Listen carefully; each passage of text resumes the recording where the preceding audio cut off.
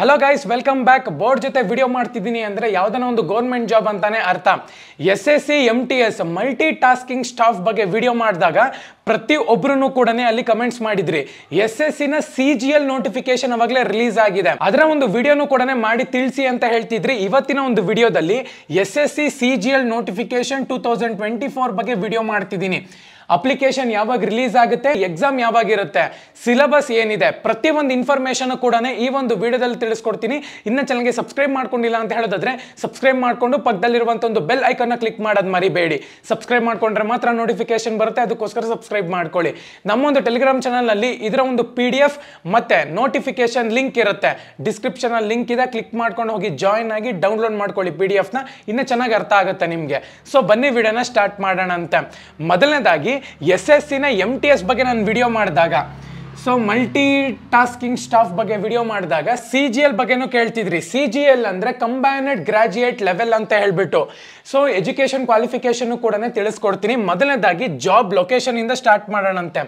Job location ಬಂದ್ಬಿಟ್ಟು all over India ಅಂತ ಹೇಳ್ಬಿಟ್ಟು ಮೆನ್ಷನ್ ಮಾಡಿದ್ದಾರೆ. ಆಲ್ ಓವರ್ ಇಂಡಿಯಾ ಯಾರು ಬೇಕಾದ್ರೂ ಕೂಡ ಈ ಒಂದು ಜಾಬ್ಗೆ ಅಪ್ಲೈ ಮಾಡ್ಬೋದು.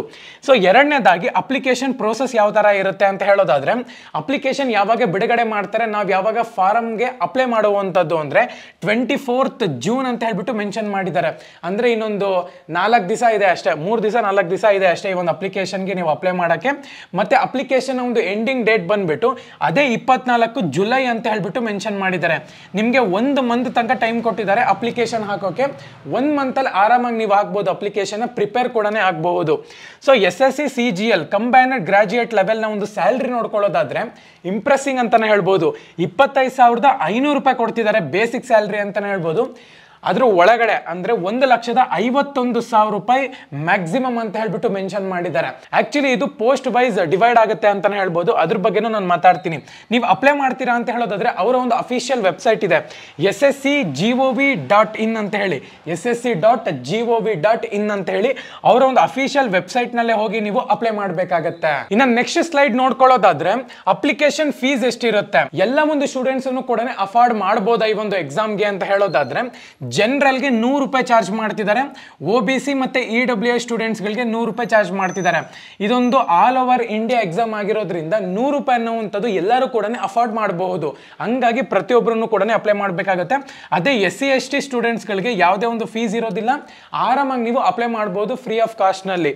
ಸೊ ಏಜ್ ನ ಒಂದು ಲಿಮಿಟ್ ಎಷ್ಟಿದೆ, ಮಿನಿಮಮ್ ಏಜ್ ಬಂದ್ಬಿಟ್ಟು ನೀವು 18 ವರ್ಷ ಆಗಿರ್ಬೇಕಾಗತ್ತೆ. ನಿಮಗೆ 18 ವರ್ಷದ ಕೆಳಗಿರೋರು ಯಾರು ಕೂಡ ಅಪ್ಲೈ ಮಾಡೋಕ್ಕಾಗಲ್ಲ. ಯಾವುದೇ ಒಂದು ಜಾಬ್ ಆಗಿರ್ಬೋದು, ಗೌರ್ಮೆಂಟ್ ಜಾಬ್ ಅಥವಾ ಪ್ರೈವೇಟ್ ಜಾಬ್ ಆಗಿರ್ಬೋದು, ಯಾವ್ದನ ಜಾಬ್ ಆಗಲಿ 18 ವರ್ಷದ ಕೆಳಗಡೆ ಯಾರು ಕೂಡ ಅಪ್ಲೈ ಮಾಡೋಕ್ಕಾಗಲ್ಲ. ಮ್ಯಾಕ್ಸಿಮಮ್ ಏಜ್ ಲಿಮಿಟ್ ಬಂದ್ಬಿಟ್ಟು 30 ವರ್ಷ ಅಂತ ಹೇಳ್ಬಿಟ್ಟು ಮೆನ್ಷನ್ ಮಾಡಿದ್ದಾರೆ. 30 ಇಯರ್ಸ್ ಒಳಗಡೆ ಇದ್ರೆ ನೀವು ಈ ಒಂದು SSC CGL ನ ಒಂದು ನೋಟಿಫಿಕೇಶನ್ ನೀವು ಹಾಕಬಹುದು. ಇನ್ನು ಎಜುಕೇಶನ್ ಕ್ವಾಲಿಫಿಕೇಶನ್ ಏನಾಗಿರ್ಬೇಕು ಅಂದ್ರೆ SSC MTS ಮಲ್ಟಿ ಟಾಸ್ಕಿಂಗ್ ಸ್ಟಾಫಿಗೆ ನೀವು ಮಿನಿಮಮ್ 10th ಅನ್ನ ನೀವು ಕಂಪ್ಲೀಟ್ ಮಾಡಿರ್ಬೇಕಾಗತ್ತೆ. ಅಲ್ಲಿ ನಿಮಗೆ MTS ಮತ್ತೆ ಹವಾಲ್ದಾರ್ ಪೋಸ್ಟ್ಗೆ ರಿಲೀಸ್ ಮಾಡಿದ್ರು. ಸೊ CGL ನ ಒಂದು ಎಜುಕೇಶನ್ ಕ್ವಾಲಿಫಿಕೇಶನ್ ಬಂದ್ಬಿಟ್ಟು ಮಿನಿಮಮ್ ನೀವು ಬ್ಯಾಚಲರ್ ಡಿಗ್ರಿಯನ್ನ ಕಂಪ್ಲೀಟ್ ಮಾಡಿರ್ಬೇಕಾಗತ್ತೆ. ಬೇಸಿಕ್ ಡಿಗ್ರಿ ಕಂಪ್ಲೀಟ್ ಮಾಡಿದ್ರು ಕೂಡ ಈ ಒಂದು ಜಾಬ್ಗೆ ನೀವು ಅಪ್ಲೈ ಮಾಡಬಹುದು. ಇನ್ನು ಜಾಬ್ ನ ಒಂದು ಸೆಲೆಕ್ಷನ್ ಯಾವ ರೀತಿ ಇರುತ್ತೆ, ಎಕ್ಸಾಮ್ ನಾವು ಬರ್ದಿದೀವಿ ಅಂದ್ರೆ ಸೆಲೆಕ್ಷನ್ ಪ್ರೋಸೆಸ್ ಯಾವ ರೀತಿ ಇರುತ್ತೆ ಅಂದ್ರೆ, ಮೊದಲನೇದಾಗಿ ಫೇಸ್ 1, ಫೇಸ್ 2, ಫೇಸ್ 3 ಮತ್ತೆ ಫೇಸ್ 4 ನ ಒಂದು ಎಕ್ಸಾಮ್ ಇರುತ್ತೆ. ನೀವಿಲ್ಲಿ ಈ ಒಂದು ಎಕ್ಸಾಮ್ಸ್ ನ ನೀವು ಪಾಸ್ ಮಾಡಬೇಕಾಗುತ್ತೆ. ಸೆಲೆಕ್ಷನ್ ಪ್ರೋಸೆಸ್ ಅಂದ್ರೆ ಅದು ಕೂಡ ಎಕ್ಸಾಮ್ ಅಂತಾನೆ ಹೇಳ್ಬೋದು. ಮೊದಲನೇದಾಗಿ ಟೈರ್ 1 ನಲ್ಲಿ ರಿಟರ್ನ್ ಎಕ್ಸಾಮ್ ಇರುತ್ತೆ. ಇದು ರೌಂಡ್ 1 ನ ಎಕ್ಸಾಮು, ಇದು ರೌಂಡ್ 1 ನ ಎಕ್ಸಾಮ್ ಆಗಿರುತ್ತೆ. ಸೊ ಫೇಸ್ 2 ಟೈರ್ 2 ನಲ್ಲಿ ನಿಮಗೆ ರೌಂಡ್ 2 ನ ಒಂದು ಎಕ್ಸಾಮ್ ಇರುತ್ತೆ. ಇದು ಕೂಡ ರಿಟರ್ನ್ ಎಕ್ಸಾಮ್ ಅಂತಾನೆ ಹೇಳ್ಬೋದು. ನೀವು ಕೈನಲ್ಲಿ ಬರ್ದಿ ಪಾಸ್ ಆಗಬೇಕಾಗುತ್ತೆ. ಸೊ ರೌಂಡ್ 1 ನಲ್ಲಿ ನೀವು ಪಾಸ್ ಆಗಿದ್ದೀರಾ ಅಂದ್ರೆ ರೌಂಡ್ 2ಗೆ ಆರಾಮಾಗಿ ನೀವು ಎಂಟರ್ ಆಗಬಹುದು. ಸೊ ಫೇಸ್ 3 ನಲ್ಲಿ ಡಾಕ್ಯುಮೆಂಟ್ ವೆರಿಫಿಕೇಶನ್ ಇರುತ್ತೆ, ಅಂದ್ರೆ ಇಂಟರ್ವ್ಯೂ ಅಂತಾನೆ ಹೇಳ್ಬೋದು. ನೀವು ಸಿಂಪಲ್ ಆಗಿರುವಂತದ್ದು ಒಂದು ಇಂಟರ್ವ್ಯೂ ಕೊಡಬೇಕಾಗುತ್ತೆ ಡಾಕ್ಯುಮೆಂಟ್ ವೆರಿಫಿಕೇಶನ್ಗೋಸ್ಕರ.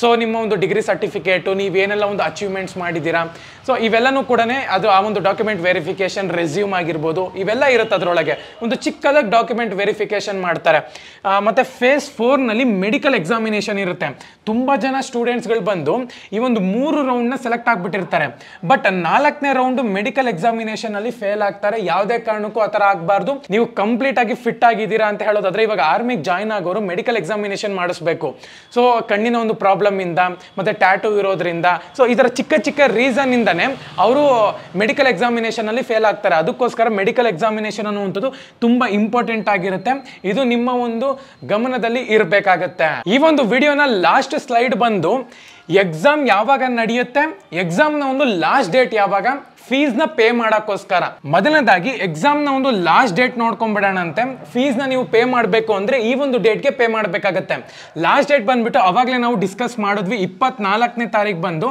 ಲಾಸ್ಟ್ ಡೇಟ್ ಇರುತ್ತೆ ಈ ಒಂದು ಡೇಟ್ ಒಳಗಡೆ ನೀವು ಫೀಸ್ನ ಪೇ ಮಾಡಿಬಿಟ್ಟು ಅಪ್ಲಿಕೇಶನ್ ಸಬ್ಮಿಟ್ ಮಾಡಬೇಕಾಗತ್ತೆ ಇನ್ನು ಎರಡನೇದು ಎಕ್ಸಾಮ್ ಯಾವಾಗ ನಡೆಯುತ್ತೆ SSC ನ MTS ಬಂದ್ಬಿಟ್ಟು ಅಕ್ಟೋಬರ್ ಮತ್ತು ನವೆಂಬರ್ನಲ್ಲಿ ನಡೆಸ್ತೀವಿ ಅಂತ ಹೇಳಿದ್ರು ಹವಾಲ್ದಾರ್ ಪೋಸ್ಟ್ಗೂ ಕೂಡ ಅಷ್ಟೇ ಆದರೆ ಇಲ್ಲಿ ಸೆಪ್ಟೆಂಬರ್ ಮತ್ತೆ ಅಕ್ಟೋಬರ್ ಅಂತ ಹೇಳ್ಬಿಟ್ಟು ಮೆನ್ಷನ್ ಮಾಡಿದ್ದಾರೆ ಸೆಪ್ಟೆಂಬರ್ ಅಥವಾ ಅಕ್ಟೋಬರ್ ಒಳಗಡೆ ನಿಮಗೆ ಎಕ್ಸಾಮ್ ನಡೆಯುತ್ತೆ ರಿಸಲ್ಟ್ ಬಂದ್ಬಿಟ್ಟು ನಿಮಗೆ ಡಿಸೆಂಬರ್ ಅಥವಾ ಜನವರಿನಲ್ಲಿ ಕೊಡ್ಬೋದು ಅಥವಾ ಈ ವರ್ಷದ ಒಳಗಡೆನೆ ಕೊಡ್ಬೋದು ಅಂತ ಹೇಳ್ಬಿಟ್ಟು ಮೆನ್ಷನ್ ಮಾಡಿದ್ದಾರೆ ಅದರ ಒಂದು ಕನ್ಫರ್ಮೇಶನ್ ಇನ್ನ ಬಂದಿಲ್ಲ ಪ್ರತಿಯೊಬ್ಬರೂ ಕೂಡ ಎಕ್ಸಾಮ್ಗೆ ಪ್ರಿಪೇರ್ ಆಗಬೇಕಾಗುತ್ತೆ ನೀವಿನ್ನ ನೋಟಿಫಿಕೇಶನ್ ಡೌನ್ಲೋಡ್ ಮಾಡ್ಕೊಂಡಿಲ್ಲ ಅಂತ ಹೇಳೋದಾದ್ರೆ ಟೆಲಿಗ್ರಾಮ್ ಚಾನಲ್ ಅಲ್ಲಿ ಇರುತ್ತೆ ಪ್ರತಿಯೊಬ್ಬರೂ ಕೂಡ ಡೌನ್ಲೋಡ್ ಮಾಡ್ಕೊಂಡು ಓದ್ಕೊಳ್ಳಿ ಫಸ್ಟ್ ಓದ್ಕೊಂಡು ಆದ್ಮೇಲೆ ಎಕ್ಸಾಮ್ಗೆ ಪ್ರಿಪೇರ್ ಆಗಬೇಕಾಗತ್ತೆ ಇನ್ನೇ ಚಾನಲ್ಗೆ ಸಬ್ಸ್ಕ್ರೈಬ್ ಮಾಡ್ಕೊಂಡಿಲ್ಲ ಅಂದ್ರೆ ಸಬ್ಸ್ಕ್ರೈಬ್ ಮಾಡ್ಕೊಳ್ಳಿ ಇದೇ ತರ ಗೌರ್ಮೆಂಟ್ ಮತ್ತೆ ಪ್ರೈವೇಟ್ ಜಾಬ್ ಇನ್ಫಾರ್ಮೇಶನ್ಗೋಸ್ಕರ ಧನ್ಯವಾದ